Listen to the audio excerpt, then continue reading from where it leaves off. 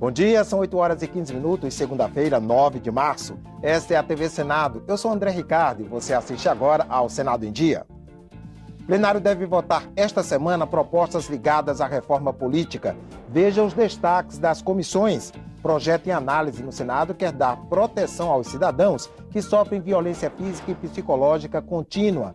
E na sexta reportagem da série sobre a reforma política, conheça as propostas para mudar as regras do financiamento de campanhas eleitorais.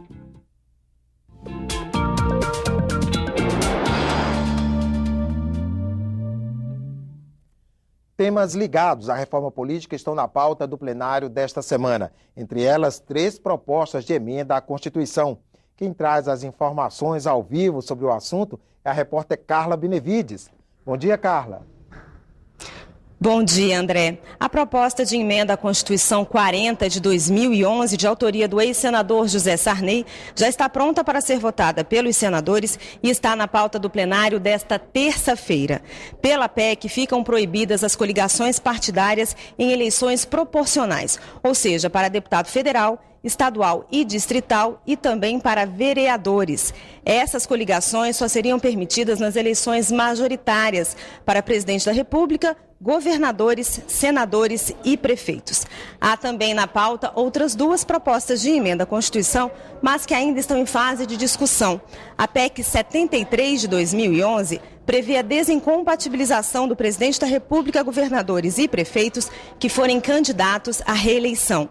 E a PEC 58 de 2013 dificulta a criação de novos partidos políticos. Essas 2 propostas de emenda à Constituição já passaram por 2 sessões de discussão, mas ainda precisam passar por outras 3 antes de serem votadas em primeiro turno. André.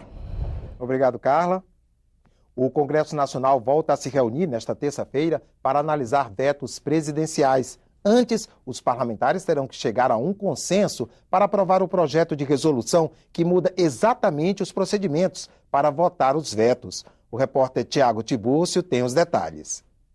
São 9 vetos presidenciais na pauta a projetos de lei aprovados aqui pelo Congresso Nacional.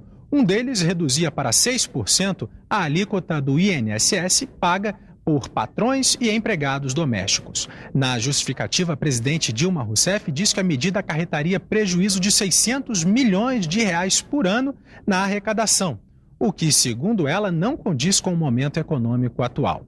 Também entrou na pauta o veto ao projeto de lei que corrigia a tabela do imposto de renda em 6,5%, conforme a inflação. O governo defende um reajuste menor de 4,5%. Antes de discutir os vetos, os parlamentares devem analisar um projeto de resolução para agilizar a votação dos vetos presidenciais com o uso de cédulas eletrônicas. Segundo o relator da proposta, senador Jorge Viana, a maior parte dos dispositivos teria de ser votados juntos, de uma só vez, limitando-se o número de itens que poderiam ser analisados individualmente. Como relator, no entendimento com líderes, chegamos a um texto agora de entendimento que estabelece claramente como podemos, usando ora o painel eletrônico, ora a cédula, pelo menos transitoriamente, e o direito de quem quer destacar e fazer, inclusive, a discussão contrária a alguns vetos, possa estar garantido, e também a celeridade das sessões. Nós tivemos sessão que durou 20 horas,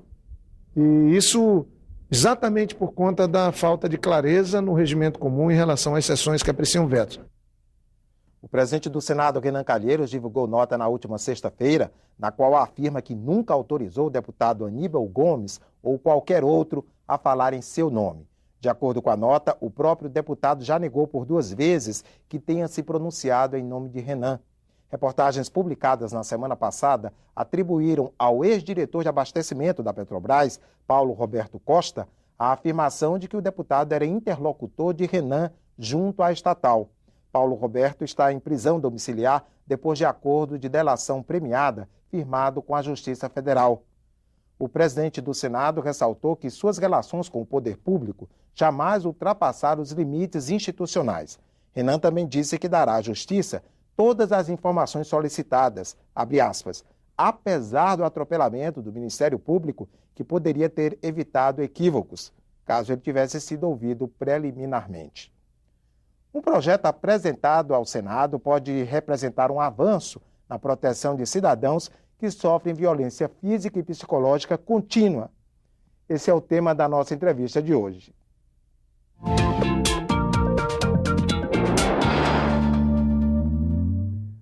O Código Penal pode ser modificado para proteger as pessoas que são vítimas de diversos tipos de ameaças, sobretudo aquelas que se repetem. A senadora Vanessa Graziotin é autora de um projeto de lei que tipifica o crime de intimidação contínua. Ela está aqui conosco no estúdio. Senadora, por que desse projeto? Olha, o projeto é para, no nosso entendimento, e de muitos segmentos do Poder Judiciário, é para cobrir uma lacuna. Uma lacuna no sentido de você ter claro no Código Penal a existência de um crime, não é? Considerado como intimidação persistente, intermitente, porque ou você é intimidado ou não é.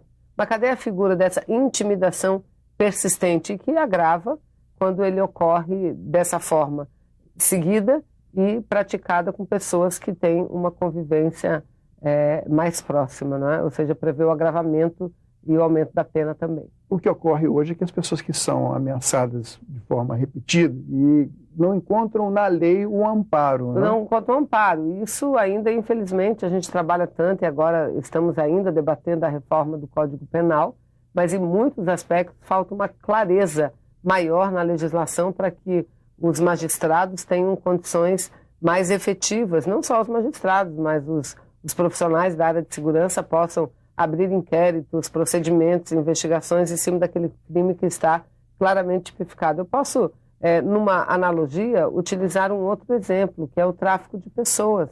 Não é? O tráfico de pessoas era algo assim muito, muito mal escrito na legislação brasileira e que a gente vem melhorando com o tempo, de forma que fique claro, muitas vezes você encontrava o tráfico investigando e atuando num outro crime, que é o crime de exploração sexual, é o crime de exploração para o trabalho, mas antes daquela exploração, você teve um crime que era o tráfico de pessoas, que também a legislação era muito imprecisa na hora da definição, assim como a ameaça continuada.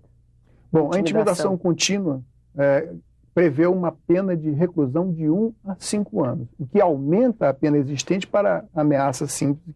Que é de meses somente, não é? Então, de meses, ele aumenta significativamente, esse é um ponto, aumenta a pena significativamente. Em segundo lugar, prevê ainda em relação a um agravante quando isso se dá com pessoas de convívio próximo e também permanente, né? Ou pelo menos mais contínuo.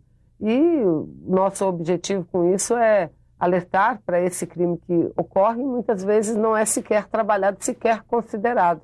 Porque muitas vezes acham que o crime tem que se dar só quando há o toque violento, o cerceamento de alguma coisa, mas não é. Quando uma pessoa se sujeita, muitas vezes por questões de dependência, né?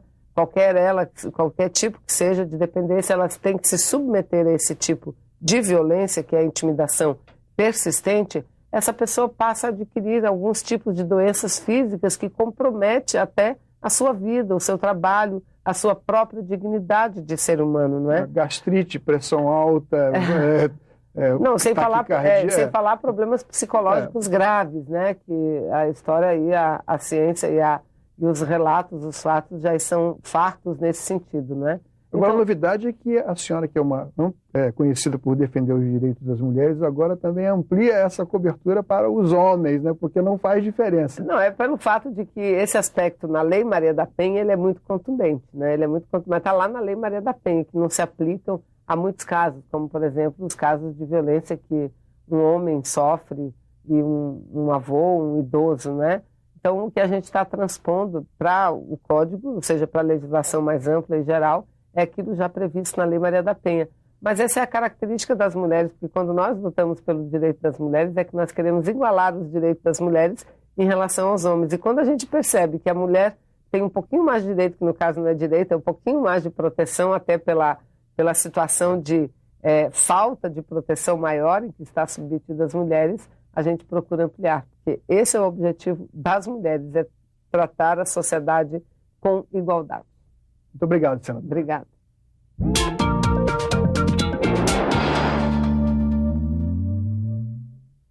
Confira a agenda das comissões temáticas do Senado para esta semana. Quem traz as informações é o repórter Dante Ascioli. A semana começa com uma audiência pública na Comissão de Direitos Humanos. Nesta segunda-feira, às 9 da manhã, os senadores debatem a situação dos caminhoneiros.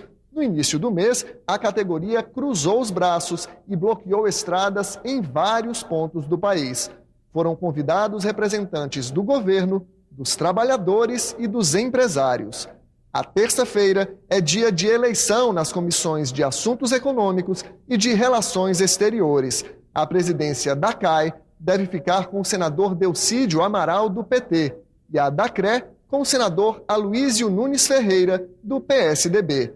As comissões de Meio Ambiente, Educação e Desenvolvimento Regional, que já elegeram seus presidentes, devem votar projetos de lei ao longo da semana.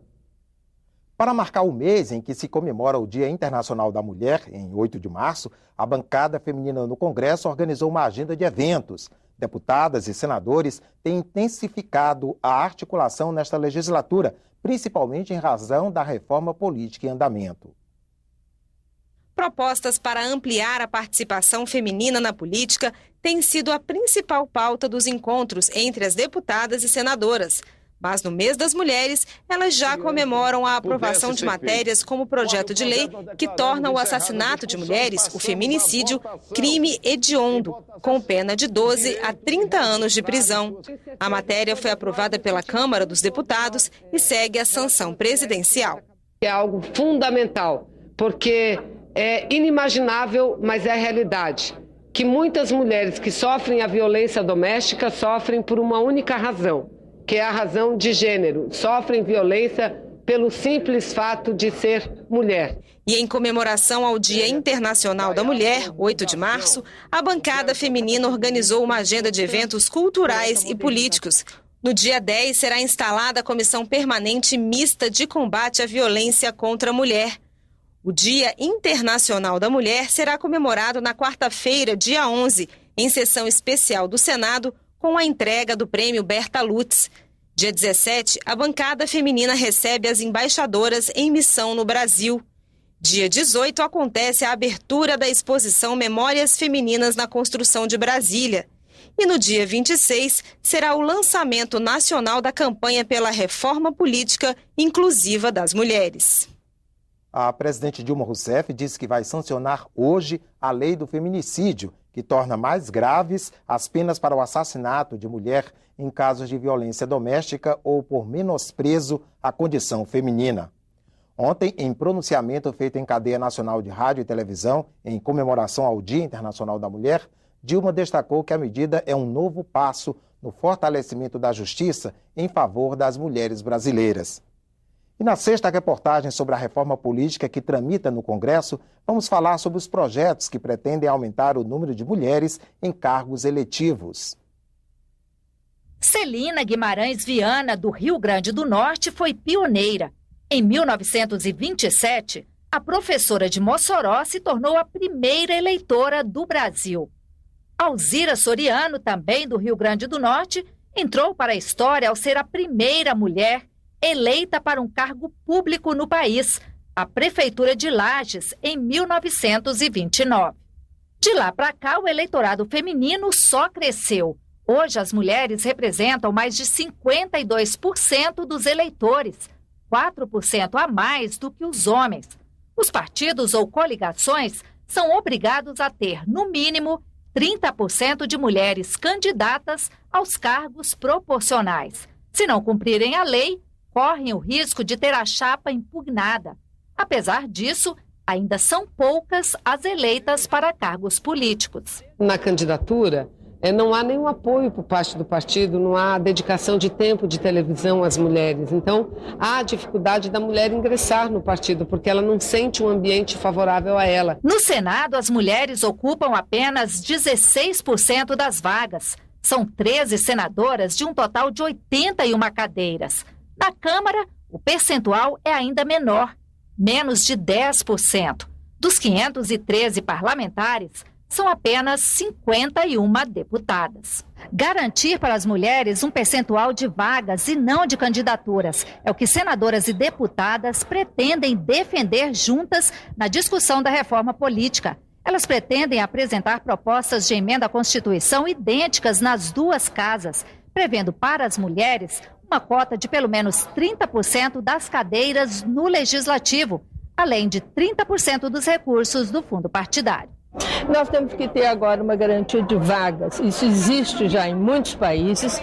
Países que têm 30% mais de mulheres no seu parlamento, vagas foram conquistadas dessa forma, né? É um começo para nós mulheres. Ficamos por aqui. No decorrer do dia você acompanha outras informações nos boletins do Senado Agora. Enquanto isso, continue assistindo a nossa programação.